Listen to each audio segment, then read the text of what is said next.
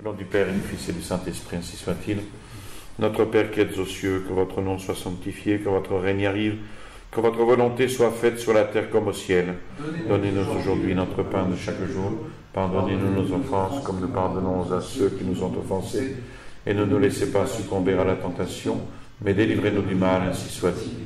Saint Pie X, au nom du Père et du Fils et du Saint-Esprit, ainsi soit-il. Alors, après avoir vu le théologien moderniste, qui nous a pris pas mal de temps, l'historien moderniste, nous voyons maintenant le critique moderniste.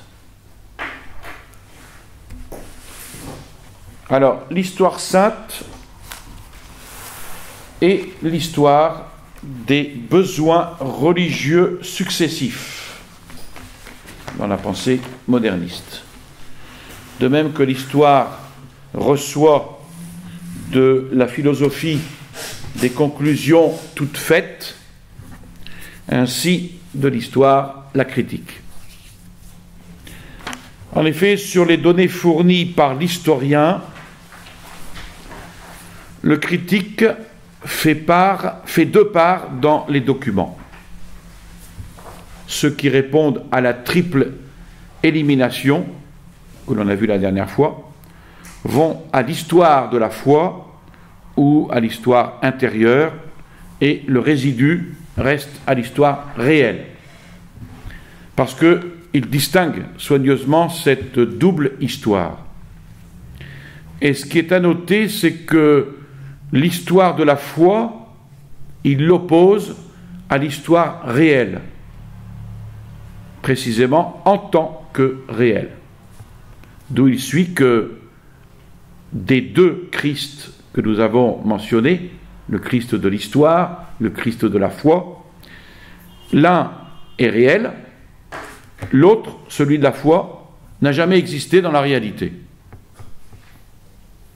L'un a vécu en un point du temps et de l'espace, l'autre n'a jamais vécu ailleurs que dans les pieuses méditations du croyant. Tel par exemple le Christ que nous offre l'évangile de Saint Jean, cet évangile n'est d'un bout à l'autre qu'une pure contemplation.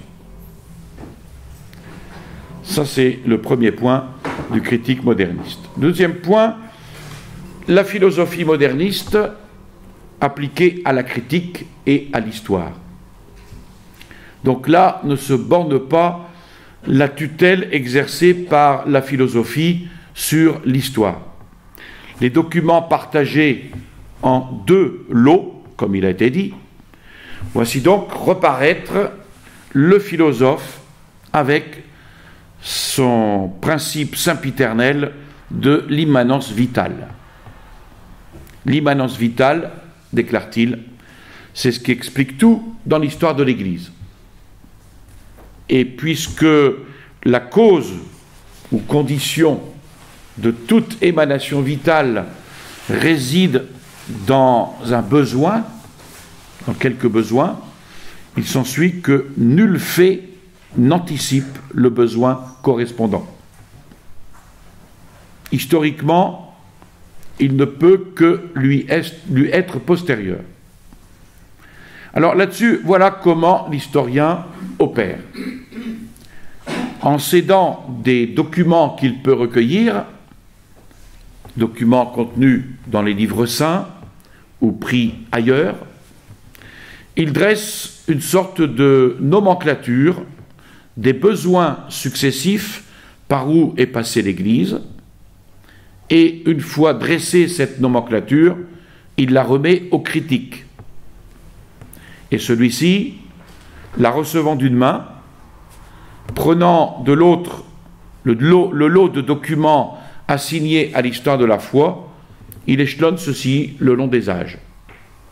Et il l'échelonne dans un ordre, à des époques qui répondent exactement à celle-là, et il le fait guider par ce principe que la narration ne peut que suivre le fait, comme le fait le besoin. Et il est vrai d'ailleurs que certaines parties des livres saints les épîtres par exemple, constituent le fait même créé par le besoin. Mais quoi qu'il en soit, c'est une loi que la date des documents ne saurait autrement se déterminer que par la date des besoins auxquels successivement l'Église a été sujette. Et puis suit une autre opération, parce qu'il y a à distinguer entre l'origine d'un fait et le développement de ce fait. Ce qui naît en un jour ne prend des accroissements qu'avec le temps. Alors le critique reviendra aux documents échelonnés déjà par lui à travers les âges, et il en fera encore deux parts, l'une qui se rapporte à l'origine et l'autre au développement. Puis la dernière, il va la répartir à diverses époques dans un ordre déterminé. Alors le principe qui va diriger dans cette opération lui sera fourni une fois de plus par le philosophe. Parce que d'après le philosophe, une loi domine et régit l'histoire, c'est l'évolution. À l'historien donc de scruter à nouveau les documents, à l'historien d'y chercher attentivement les conjonctures ou les conditions que l'Église a traversées au cours de sa vie, à l'historien donc d'évaluer sa force conservatrice, les nécessités intérieures et extérieures qui l'ont stimulé au progrès, à lui d'évaluer les obstacles qui ont essayé de lui barrer la route, en un mot, tout ce qui peut renseigner sur la manière dont sont appliquées en elle les lois de l'évolution. Et cela fait, et comme conclusion de cette étude, il va tracer une sorte d'esquisse de l'histoire de l'Église. Le critique y adapte son lot de documents, la plume court et l'histoire est écrite. Alors, Saint Pilice dit, nous demandons, qui en sera dit l'auteur? L'historien, le critique? À coup sûr, ni l'un ni l'autre, mais bien le philosophe. Du commencement à la fin, n'est-ce pas l'a priori? Sans contredit, dit Saint Pédis, sans contredit, et un a priori où l'hérésie foisonne. Ces hommes-là nous font véritablement compassion. Et d'eux, l'apôtre dirait aux Romains, ils se sont évanouis dans leurs pensées, se disant sages, ils sont tombés en démence. Mais ils soulèvent le cœur d'indignation. Là où ils soulèvent ce cœur d'indignation, c'est quand ils accusent l'Église de torturer les textes, de les arranger, de les amalgamer à sa guise pour les besoins de sa cause. Simplement, ils attribuent à l'Église ce qu'ils doivent sentir que leur reproche très nettement leur conscience, en fait. Et de cet échelonnement et de cet éparpillement le long des siècles, il suit tout naturellement que les livres saints ne sauraient plus être attribués aux auteurs dont ils portent le nom. Qu'à cela ne tienne, il n'hésite pas à affirmer, et ceci constamment, que les livres en question, surtout le Pentateuque et les 3 premiers évangiles, se sont formés d'adjonctions faites à une narration primitive qui avait été fort brève. Donc interpolation par manière d'interprétation théologique ou allégorique, ou simplement transition et suture. Et pour les évangiles, ce fond primitif est appelé le kérygme. Les frères Raner s'en feront les champions avant et pendant la Deuxième Guerre mondiale. La théologie kérygmatique étudie les développements de la doctrine à partir de ce noyau ténu, palliant les défauts des manuels traditionnels, ils manquent de vie. Ils transmettent bien l'héritage doctrinal et traditionnel, mais les problématiques se sont déplacées du fait de l'évolution de l'esprit moderne. Ainsi s'exprime Karl Rahner. Alors, c'est que, pour dire la chose d'un mot, il y a à reconnaître dans les livres sacrés une évolution vitale, parallèle et même conséquente à l'évolution de la foi. Aussi bien, ajoute-t-il, les traces de cette évolution, ils sont si visibles qu'on pourrait quasiment écrire l'histoire. Et ils l'écrivent. Ils l'écrivent, cette histoire.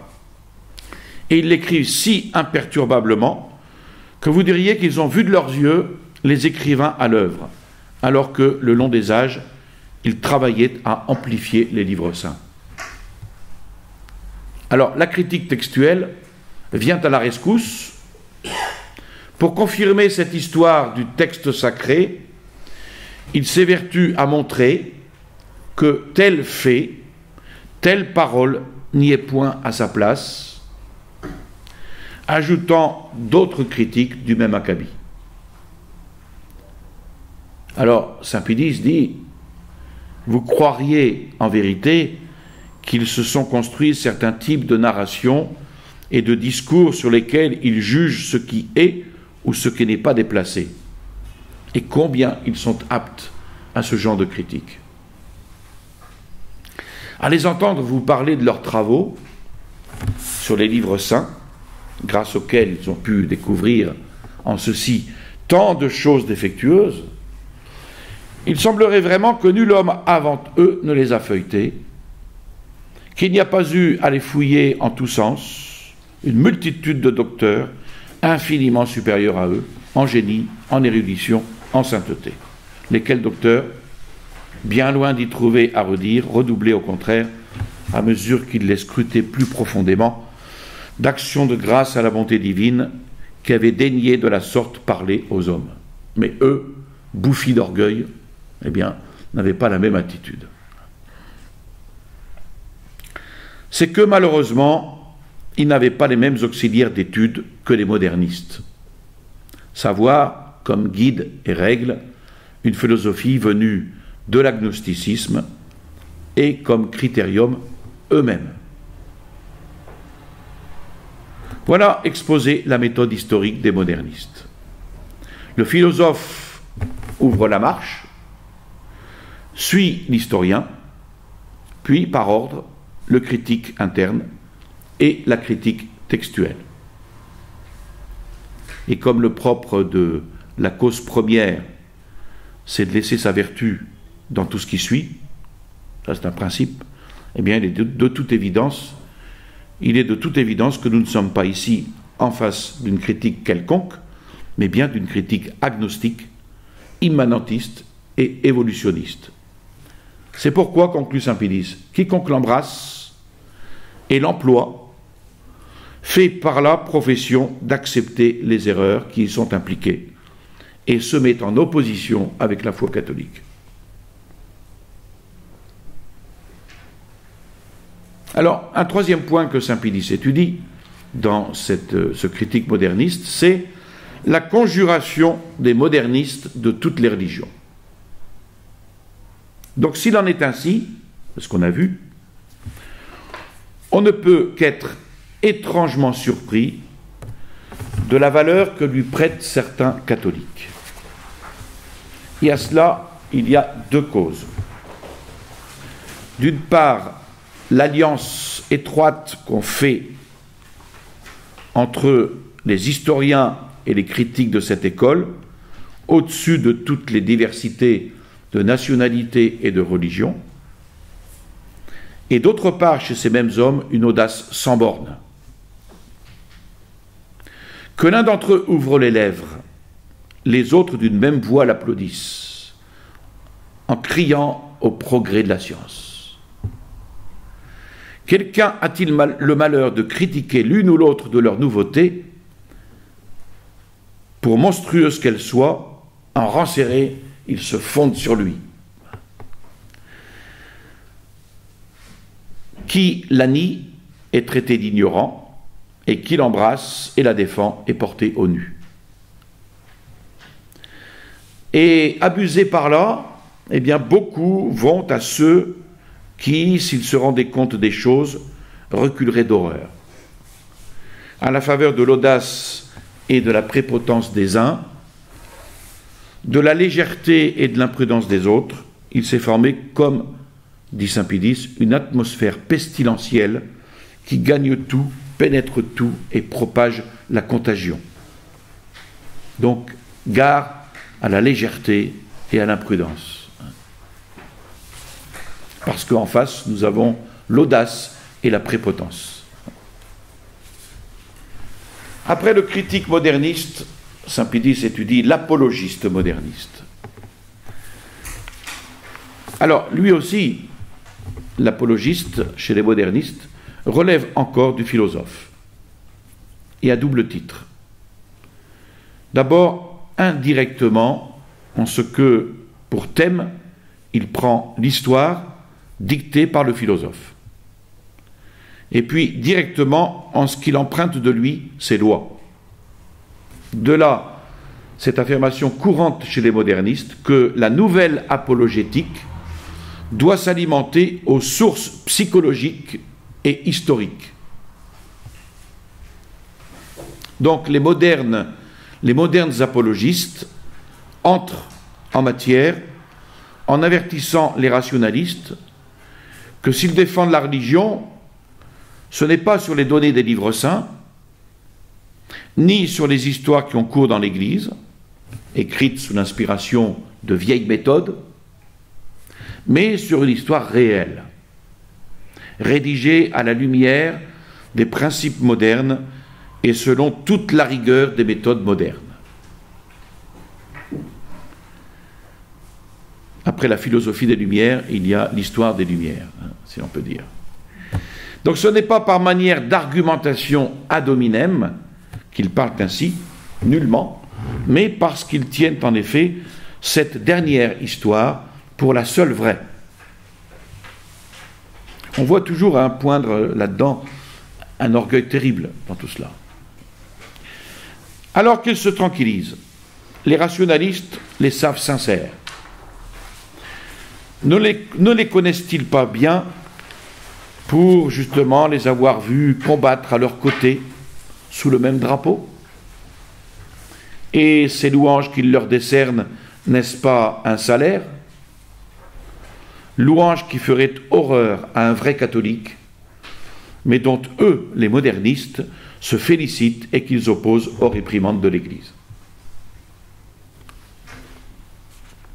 Alors, d'abord, dans cette étude de l'apologiste moderniste, défendre la religion par une histoire pseudo-réelle et rationalisante. Quels sont leurs procédés apologétiques? La fin qu'ils se proposent, c'est d'amener le non-croyant à faire l'expérience de la religion catholique.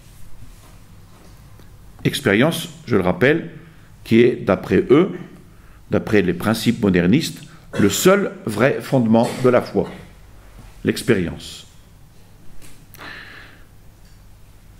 Alors, je précise que l'apologétique catholique, la véritable apologétique, elle vise à montrer que l'acte de foi est prudent, qu'il n'est pas contraire à la raison, c'est-à-dire qu'il est raisonnable de croire.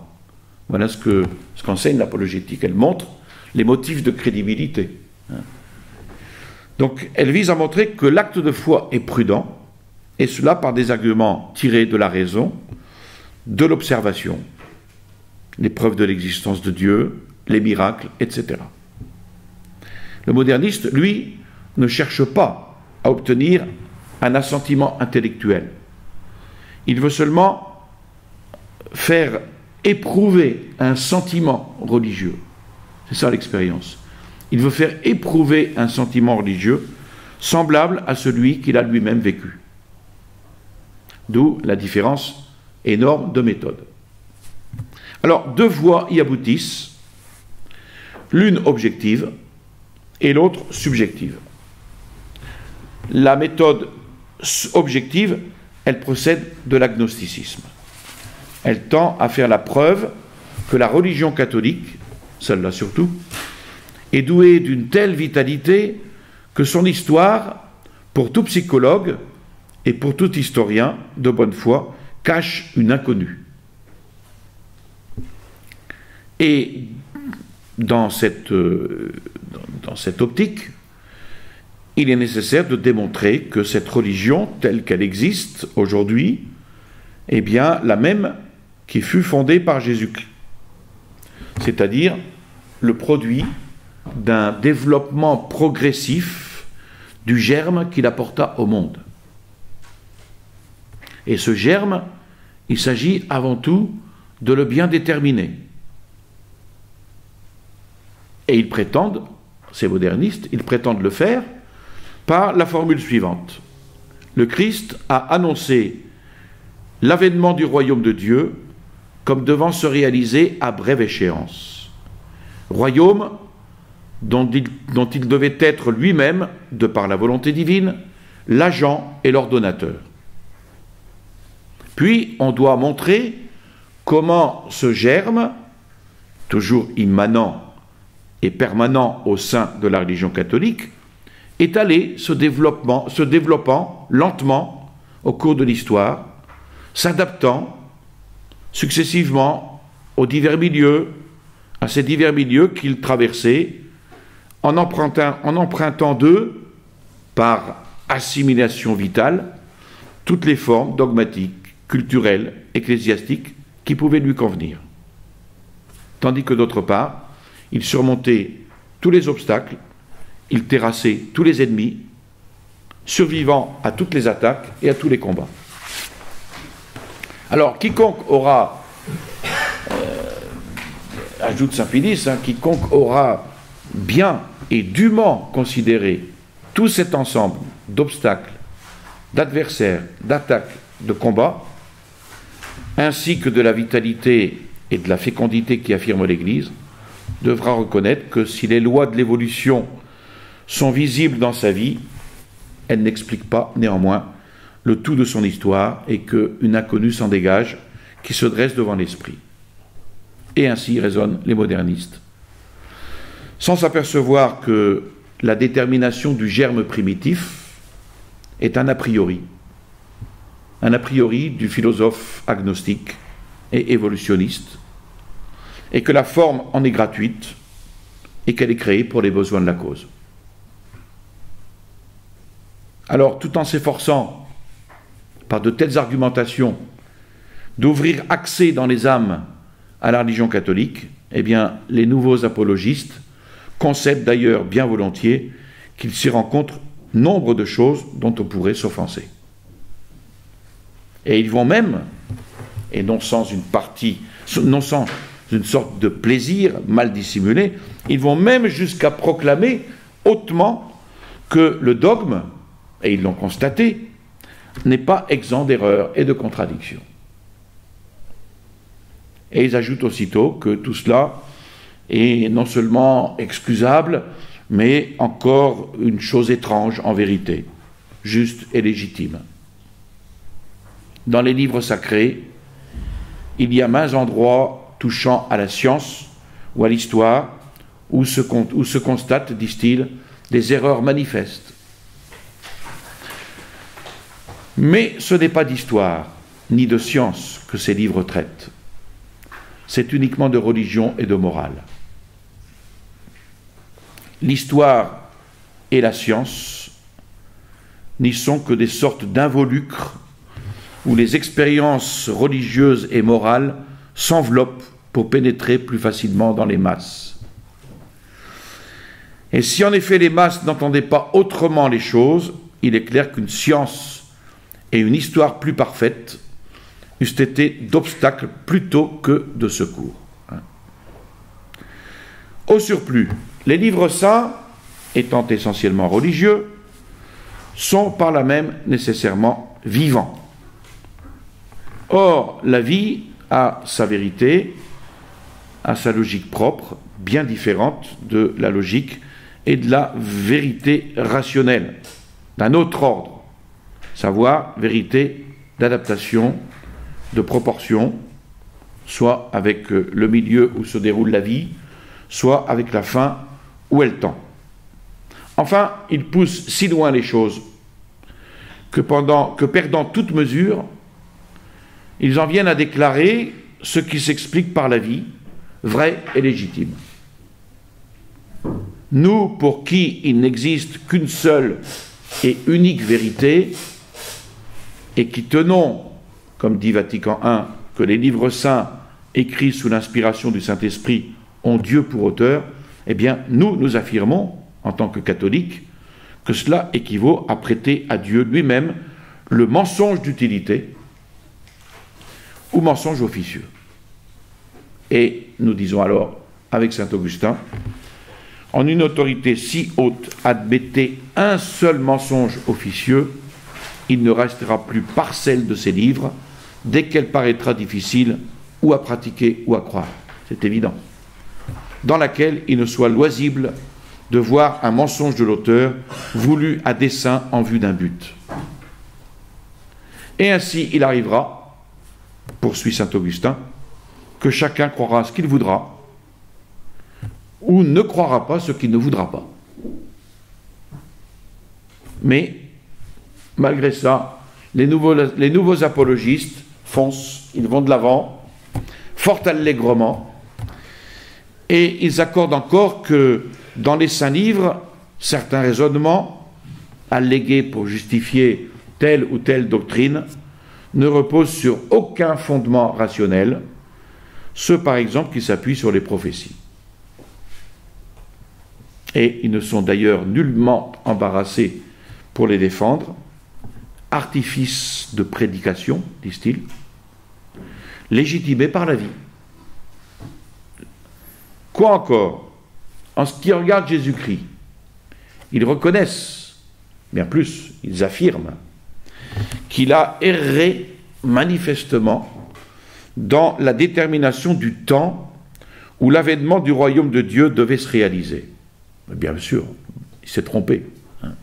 Nous ne nous trompons pas. Mais lui, Jésus-Christ s'est trompé. Aussi bien, quoi d'étonnant, s'il était lui-même tributaire des lois de la vie. Et après cela, que ne diront-ils pas des dogmes de l'Église? Les dogmes, ils foisonnent de contradictions flagrantes, disent-ils. Mais sans compter que la logique vitale les accepte. La vérité symbolique n'y répugne pas. Est-ce qu'il ne s'agit pas de l'infini? Et est-ce que l'infini n'a pas d'infinis aspects? Enfin, ils tiennent tant et si bien à soutenir et à défendre les contradictions qu'ils ne reculent pas devant cette déclaration que le plus bel hommage à rendre à l'infini, c'est encore d'en faire l'objet de propositions contradictoires. En vérité, quand on a légitimé la contradiction, est-ce qu'il y a quelque chose que l'on puisse encore légitimer? Que l'on ne puisse légitimer? Deuxième point qu'il étudie dans cet apologiste moderniste, en tout homme se trouve, on revient encore à la même chose, l'exigence et le besoin de la religion catholique. Alors, ce n'est pas seulement par des raisonnements objectifs que le non-croyant peut être disposé à la foi, mais encore par des arguments subjectifs.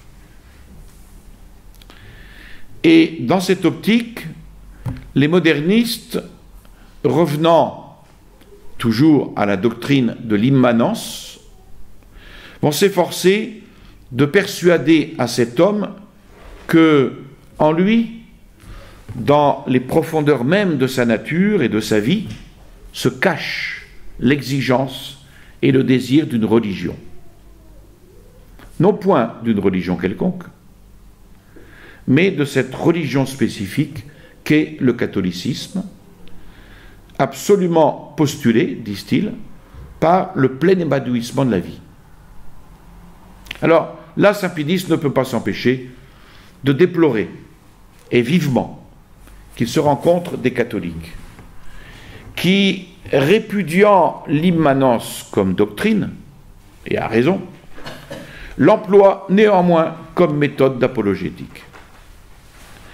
Et qui le font avec si peu de retenue qu'ils paraissent admettre dans la nature humaine, au regard de l'ordre surnaturel, non pas seulement une capacité et une convenance, chose que de tout temps les apologistes catholiques ont eu soin de mettre en relief, mais une vraie et rigoureuse exigence. Alors, ici, il faut distinguer la méthode d'immanence et la doctrine d'immanence. La méthode d'immanence, elle montre que Dieu a préparé la nature humaine au mieux pour recevoir la grâce en le faisant naturellement religieux, ce qui est vrai. Mais la doctrine enseigne que le surnaturel est exigé par cette nature humaine, comme un droit, ce qui ferait de l'homme, au minimum, un alter ego de Dieu, voire son maître, ce qui est une énormité, avec toutes les conséquences qui en découlent. À vrai dire, ceux des modernistes qui recourent ainsi à une exigence de la religion catholique sont les modérés. Quant aux autres, que l'on peut appeler intégralistes, ce qu'ils se font fort de montrer aux non-croyants, cachés au fond de son être, c'est le germe même que Jésus-Christ porta dans sa conscience et qu'il légua au monde. Telle est donc, rapidement esquissée, la méthode apologétique des modernistes, en parfaite concordance avec leur méthode, leur doctrine, semée d'erreurs, faite non pas pour édifier, mais pour détruire. Non pas pour susciter des catholiques, mais pour précipiter les catholiques à l'hérésie mortelle à toute religion. Il mâche pas ces mots. Enfin, troisième point, le réformateur moderniste. On a pu jusqu'ici se faire une idée de la manie, parce que c'est une véritable manie, réformatrice qui possède les modernistes. Ils sont possédés par cette manie réformatrice. Elle s'attaque à tout dans le catholicisme. D'abord, réforme de la philosophie. On relègue la philosophie scolastique dans l'histoire de la philosophie parmi les systèmes périmés. Et puis, on va enseigner aux jeunes gens la philosophie moderne, la seule vraie et qui convienne à nos temps. Donc, réforme de la philosophie. Ensuite, réforme de la théologie. Que la théologie dite rationnelle ait pour base la philosophie moderne, la théologie positive pour fondement de l'histoire des dogmes. Ensuite, réforme de l'histoire, qu'elle ne soit plus écrite ni enseignée que selon leur méthode et leurs principes modernes. La réforme des dogmes, que les dogmes et la notion de l'évolution soient harmonisés avec la science et l'histoire. La réforme des catéchismes, que dans les catéchismes on n'insère plus en fait de dogmes que ceux qui auront été réformés et ceux qui seront à la portée du vulgaire. La réforme du culte, que l'on diminue le nombre de dévotions, de ces dévotions extérieures, ou tout du moins qu'on en arrête l'accroissement. Alors, il est vrai de dire que certains, par un bel amour du symbolisme, se montrent assez coulants sur cette matière.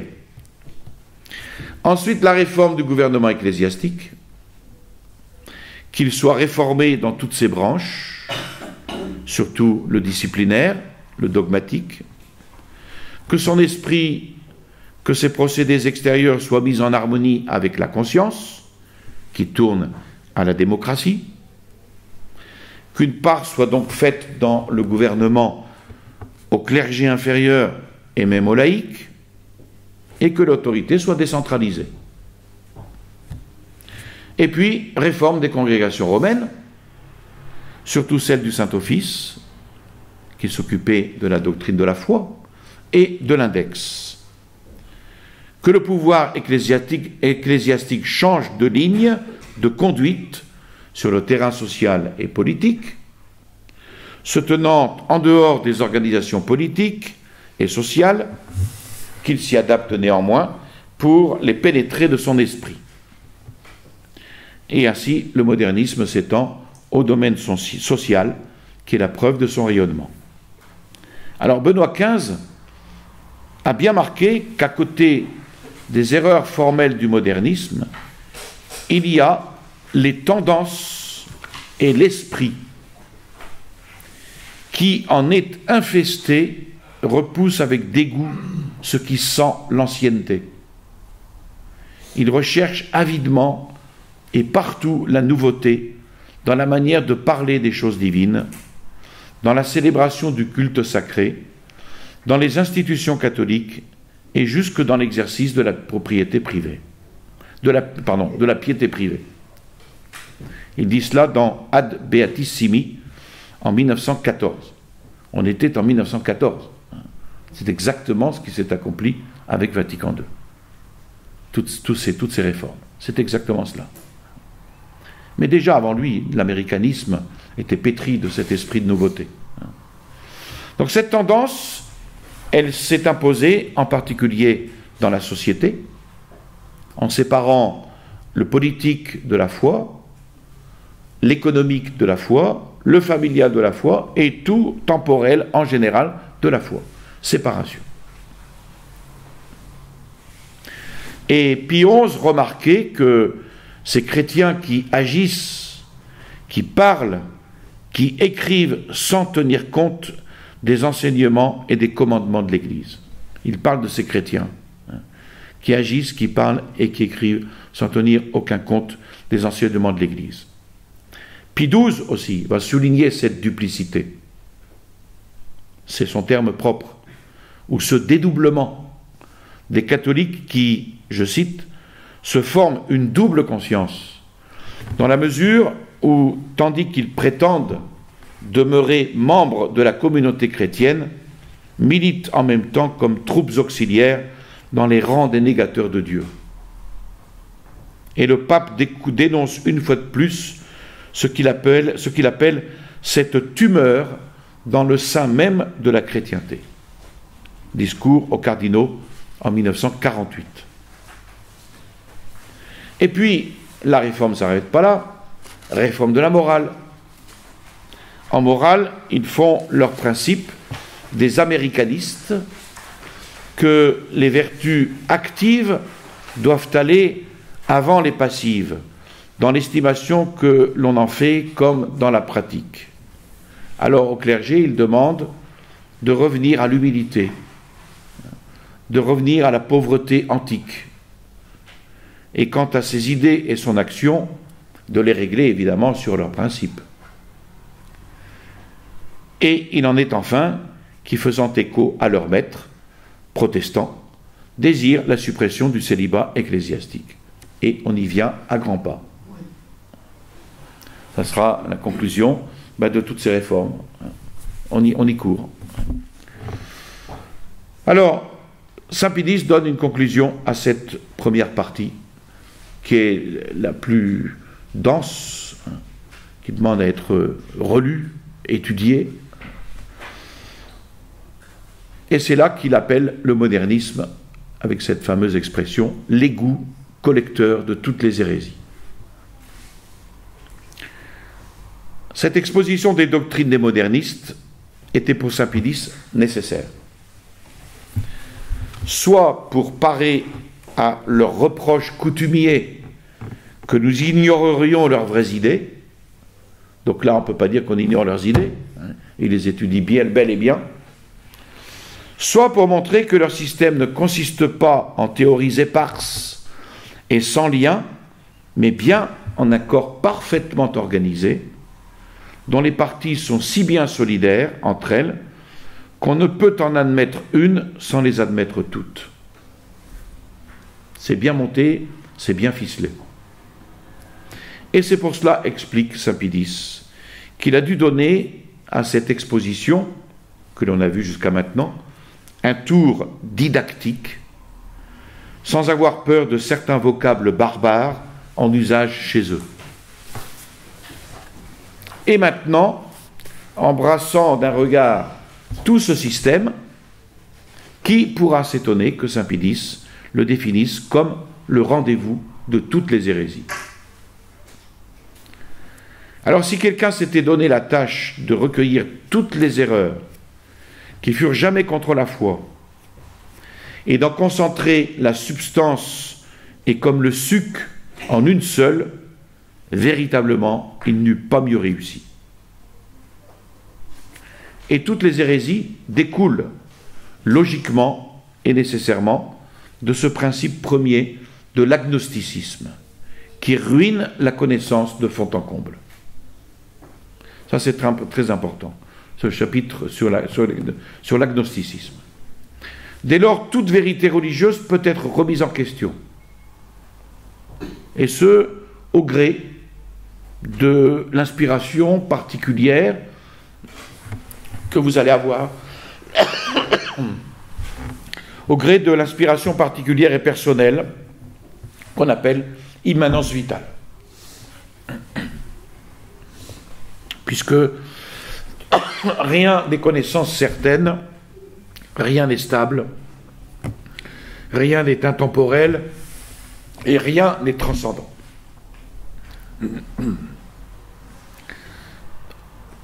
Alors ces modernistes ne ruinent pas seulement la religion catholique, mais toute religion.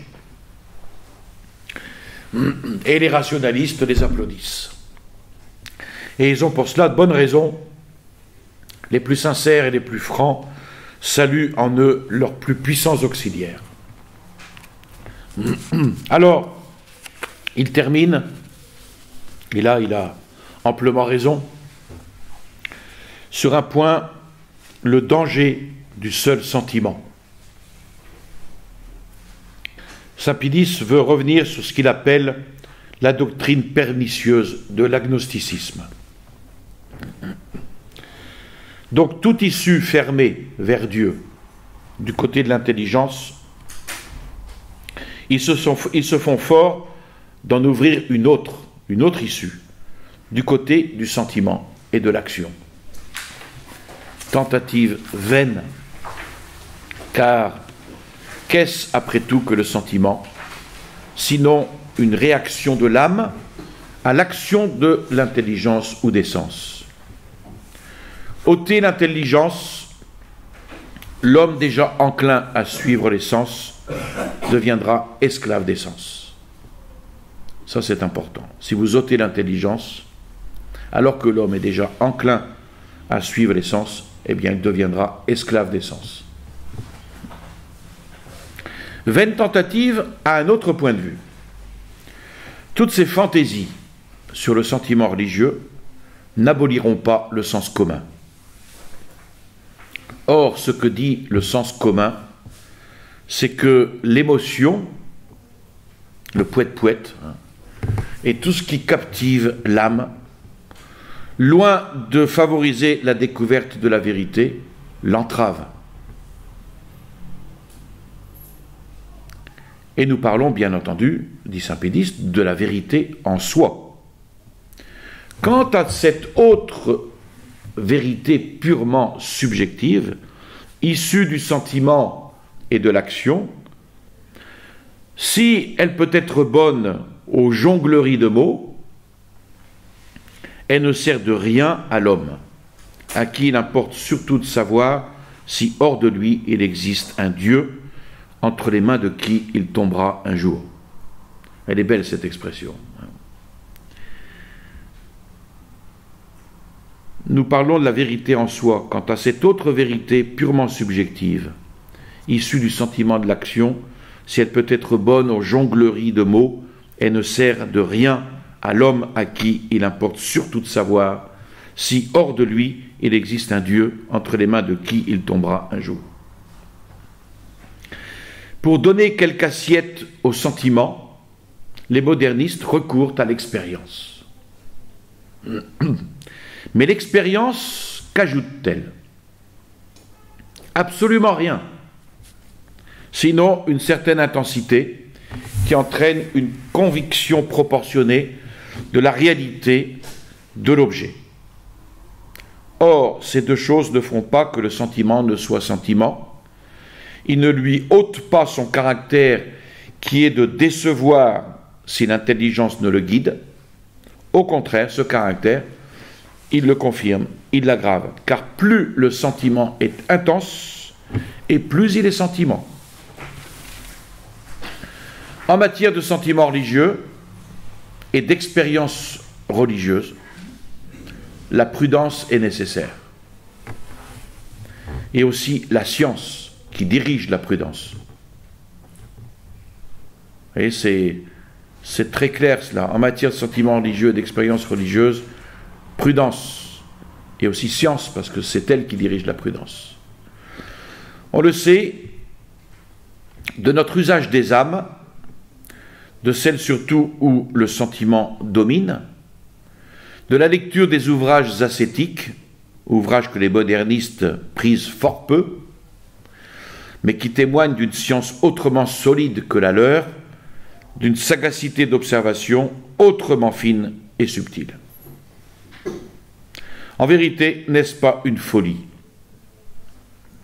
ou tout au moins une souveraine imprudence, de se fixer sans nul contrôle à des expériences comme celles que prônent les modernistes. Et il va plus loin maintenant, parce que symbolisme et immanence conduisent au panthéisme. Si ces expériences ont tant de valeur à leurs yeux, pourquoi ne la reconnaissent-ils pas à celles que des milliers et des milliers de catholiques déclarent avoir sur leur compte, à eux, et qui les convainc qu'ils font fausse route? Est-ce que par hasard, ces dernières expériences seraient les seules fausses et trompeuses? La très grande majorité des hommes tient fermement et tiendra toujours que le sentiment et l'expérience seuls, sans être éclairés et guidés par la raison, ne conduisent pas à Dieu. Donc le sentiment, qui n'est pas éclairé, qui n'est pas guidé par la raison, ne conduit pas à Dieu. Que reste-t-il donc, sinon l'anéantissement de toute religion et l'athéisme? Ce n'est certes pas la doctrine du symbolisme qui pourra le conjurer, ce fléau. Car si tous les éléments dans la religion ne sont que de purs symboles de Dieu, eh bien pourquoi le nom même de Dieu, pourquoi le nom de personne, de personnalité divine, ne serait-il pas aussi de purs symboles? Pourquoi? Cela admis, voilà la personnalité divine mise en question et la voie ouverte au panthéisme. Au panthéisme, mais cette autre doctrine de l'immanence divine y conduit tout droit. Tout est Dieu. Car nous demandons si elle laisse Dieu distinct de l'homme ou non. Si distinct, en quoi diffère-t-il de la doctrine catholique et de quel droit rejeter la révélation extérieure? Si non distinct, nous voilà en plein panthéisme. Or, la doctrine de l'immanence, au sens moderniste, elle tient et elle professe que tout phénomène de conscience est issu de l'homme en tant qu'homme. La conclusion rigoureuse, c'est l'identité de l'homme et de Dieu, c'est-à-dire le panthéisme. C'est pour ça que Paul VI pourra dire, nous aussi, nous avons le culte de l'homme. C'est la tentation initiale, vous serez comme des dieux. On reviendra toujours à cela. Vous serez comme des dieux. Ainsi, le vieux serpent, à l'Apocalypse, a signé dans le modernisme un coup de maître sous couvert de progrès et sous couvert de religion scientifique. Ce qui signifie en clair qu'il n'y a plus de morale possible. D'une part parce que l'agnosticisme coupe l'homme de Dieu définitivement, et la morale est retour de l'homme vers Dieu, but universel et ultime. D'autre part parce que ce même agnosticisme rend aussi inconnu pour l'homme les ordres naturels et surnaturels, c'est-à-dire la création, la rédemption donnée par le Christ, et par lesquels on va vers Dieu. Donc tout est détruit. D'ailleurs, la morale est non seulement impossible, mais inutile. C'est la conclusion. Puisque l'homme est Dieu, en quelque sorte, par l'immanence divine. La même conclusion découle de la distinction qu'il pose entre la science et la foi. L'objet de la science, c'est la réalité du connaissable. L'objet de la foi, au contraire, la réalité de l'inconnaissable. Or, ce qui fait l'inconnaissable, c'est sa disproportion avec l'intelligence. Disproportion que rien au monde, même dans les doctrines des modernistes, ne peut faire disparaître. Par conséquent, l'inconnaissable reste et restera éternellement inconnaissable, autant aux croyants qu'à l'homme de la science. La religion d'une réalité inconnaissable, voilà donc la seule possible. Et pourquoi cette réalité ne serait-elle pas l'âme universelle du monde, dont parle tel rationaliste? C'est ce que nous ne voyons pas. Voilà qui suffit, et surabondamment, pour montrer par combien de routes le modernisme conduit à l'anéantissement de toute religion. Le premier pas fut fait par le protestantisme, le second est fait par le modernisme, le prochain précipitera dans l'athéisme. Et c'est effectivement le cas aujourd'hui. Dans nos pays de vieille chrétienté, il y a aujourd'hui 15 millions de sans-dieux en France. Voilà le résultat. Je vous salue Marie, pleine de grâce, le Seigneur est avec vous. Vous êtes bénie entre toutes les femmes, et Jésus, le fruit de vos entrailles, est béni. Sainte Marie, Mère de Dieu, priez pour nous pauvres pécheurs, maintenant et à l'heure de notre mort, ainsi soit-il. Au nom du Père et du Fils et du Saint-Esprit, ainsi soit-il.